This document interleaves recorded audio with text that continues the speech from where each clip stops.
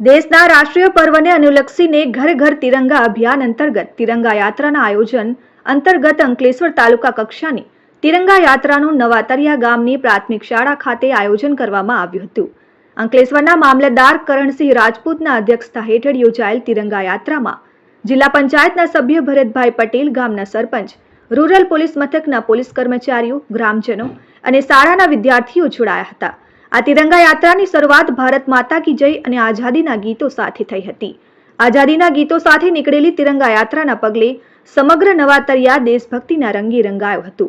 આ યાત્રા શાળા ખાતેથી નીકળી ગામના વિવિધ વિસ્તારોમાં ફરી શાળા ખાતે પરત ફરી સંપન્ન થઈ હતી। આજરોજ અંકલેશ્વર તાલુકા તિરંગા યાત્રા નવા પ્રાથમિક શાળા મુકામેથી નીકળી ગામમાં વિવિધ જગ્યાએ ફરી હતી।